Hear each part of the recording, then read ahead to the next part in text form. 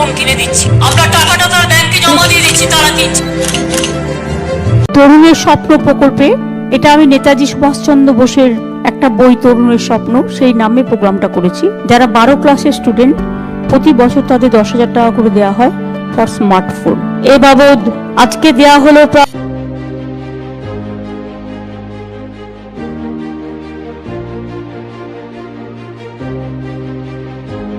তার মধ্যে পুজো হবে, পুজোতেও যেন কোনো অসুবিধে না হয়। এই মুহূর্তে তোমাদের মাঝে গুরুত্বপূর্ণ ভিডিও নিয়ে এসে গেছি। Breaking news.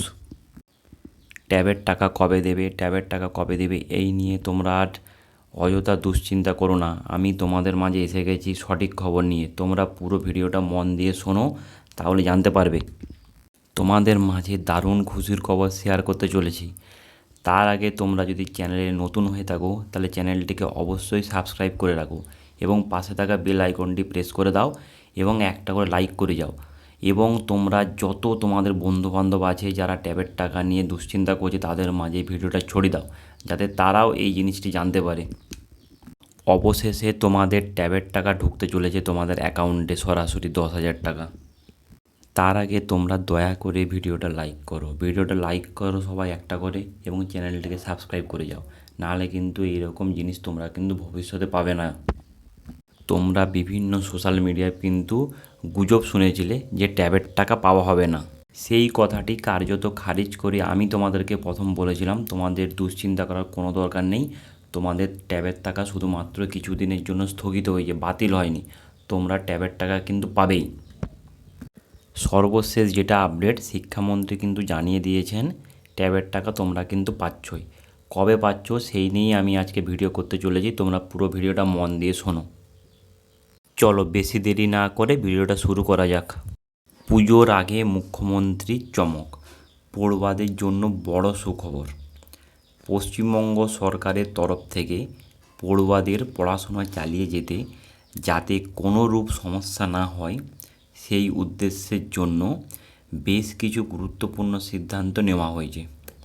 পড়ুয়ারা হলো দেশের ভবিষ্যৎ, তাই তাদের জন্য বিভিন্ন সুবিধা চালু করা হয়েছে, যার মধ্যে উল্লেখযোগ্য হলো স্কলারশিপ এবং মিড ডে মিল।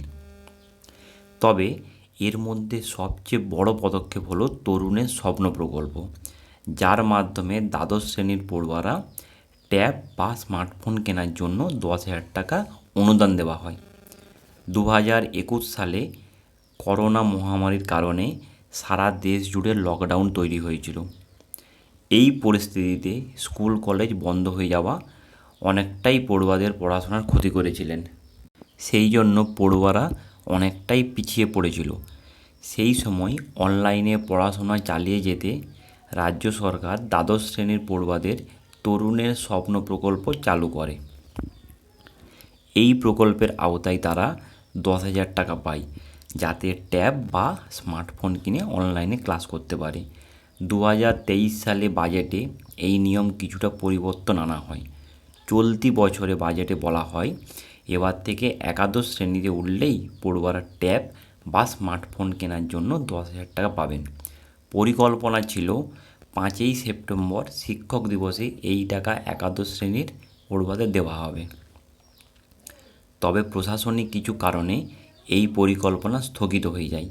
এরপর সরকার জানায় ঈশ্বরচন্দ্র বিদ্যাসাগরের জন্মদিন অর্থাৎ 26শে সেপ্টেম্বর এই দিন পড়ুয়াদের অ্যাকাউন্টে টাকা দেওয়া হবে, কিন্তু 26শে সেপ্টেম্বরও টাকা পৌঁছায়নি। বিশেষ সূত্রে জানা যায় নিম্নচাপ এবং ডিভিসির জল ছাড়ার ফলে বাংলার বেশ কয়েকটি জেলায় বন্যা পরিস্থিতি তৈরি হয়েছিল, যার ফলে প্রশাসন ব্যস্ত ছিল। তবে মনে করা হচ্ছে বন্যা পরিস্থিতি স্বাভাবিক হলেই এই টাকা তরুণের স্বপ্ন প্রকল্প আপনাদের অ্যাকাউন্টে সরাসরি পাঠানো হবে। যদি পুজোর আগে টাকা দেওয়া না হয়, তবে পুজোর পরে এই 10,000 টাকা পড়ুয়াদের অ্যাকাউন্টে জমা হবে। আবার গত বছরের মতো 14ই নভেম্বর শিশু দিবসে একাদশ এবং দ্বাদশ শ্রেণী পড়ুয়াদের একসাথে এই টাকা দেওয়া হতে পারে, এমনটাই সূত্র মারফত খবর আসছে। তরুণের স্বপ্ন প্রকল্প পশ্চিমবঙ্গ সরকারের একটি বড় পদক্ষেপ, যা পড়ুয়াদের ভবিষ্যৎ নির্মাণে গুরুত্বপূর্ণ ভূমিকা রয়েছে। প্রশাসনের এক আধিকারিক এক সংবাদ মাধ্যমকে এই সমস্ত কথা তিনি জানিয়েছেন। সেই সূত্রে বলা যেতে পারে আমি এতদিন ধরে তোমাদেরকে যা যা বলে এসেছি যে তোমাদের তরুণের স্বপ্ন প্রকল্প কিন্তু বন্ধ হয়নি, তোমরা কিন্তু তা পাবে।